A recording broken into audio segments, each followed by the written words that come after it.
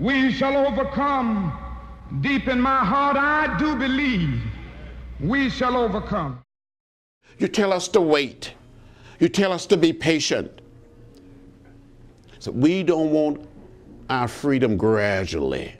We want it, and we want it now. That's what I said during the March on Washington. But when I tell people, don't get in a hurry. Pace yourself. Take the long, hard look. That our struggle is not a struggle that lasts for one day, 1 week, 1 month, or 1 year. It is a struggle of a lifetime to build a beloved community, to redeem the soul of America, to create a truly multiracial democracy. My name is Marjorie Fuller. I'm the director of the West Virginia University Center for Black Culture and Research. For years, there has been a fascination with Dr. King and the era that became synonymous with his name. But who was Dr. King really? Who is this man whose short life changed the world? In an effort to answer this question, the Center for Black Culture and Research developed the Martin Luther King Research Study Tour. During our 6-day sojourn, we visited 7 cities in the American South. We sought out the sites and the people who could help us uncover the answer to our question and separate the man from the myth. I've never really been to the South, and I know there was history in the South that I needed to learn, and there's stuff that maybe I wouldn't have gotten in the books. I came on a trip because I was interested in going and seeing Atlanta and Memphis, and personally just because I hadn't been to those 2 cities. And I was also interested in some of the history that came along the trip and finding out some things that I hadn't known previously.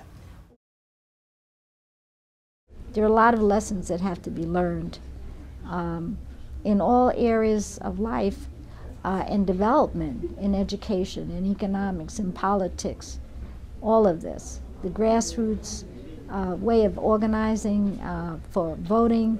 We still have problems that young people don't vote. They don't see any reason for voting.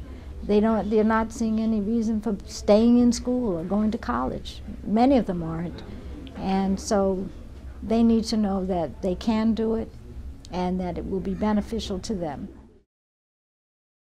I guess you start to think that, like, why is this the way it is? Why has it always been this way? Why have I been taught these things? Why do we live in a society like this when everybody's the same? I mean, race is just a social construct. The Civil Rights Movement is one of the most important movements of the American history. And it's important that we look back because there's so much that we don't know. Many of the generation of the Civil Rights Movement are beginning to pass away, and their stories are being lost because nobody's ever told them. I remember hearing downstairs my parents opening the doors because the tanks had the people saying through loudspeakers, everyone get off the street. Anyone who isn't off the street in 10 minutes will be shot. And I remember that. And so everyone would open their doors. Everyone would open their doors. And whoever came in and slept on your floors or on your sofa, it was a blessing to have them in there and to be able to have a safe place. So the atmosphere was one of cohesiveness.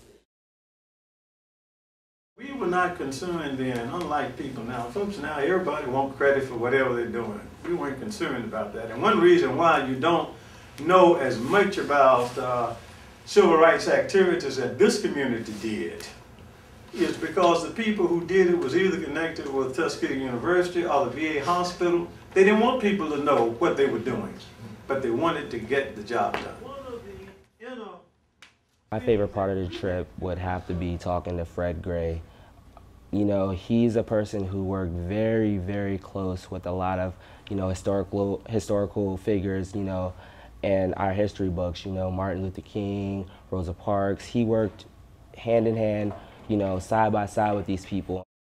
I learned early on, Rosa Parks was a person who wanted to help individuals. She helped students, and she wanted to help me as a young lawyer who was interested in civil rights cases, and she did what she could and did assist me tremendously. I feel that we cover a full circle Martin Luther King's life, from Atlanta, where he was born and raised, to Montgomery, where he helped lead the bus boycott, to Selma, where he helped lead the Voters' Rights March, to Memphis, where he was assassinated. And I think that I really didn't have a fond appreciation for it until we actually got to Selma, where I actually got to see where his chapter of his life ended. I wasn't expecting to be as emotional as I was because, you know, we got to see the film that from The Witness. And then after that, I went outside and I just stood in front of room 306 and just looked at the wreath, and I just started crying. Like, I knew the story and all the backstory and everything, and it still touched me. I still was upset.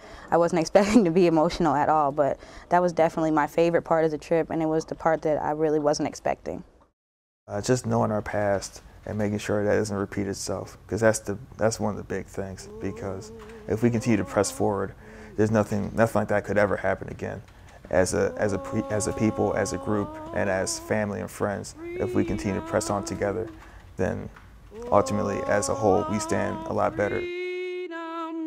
Over me, and before I'd be a slave, I'll be buried in my grave and go home to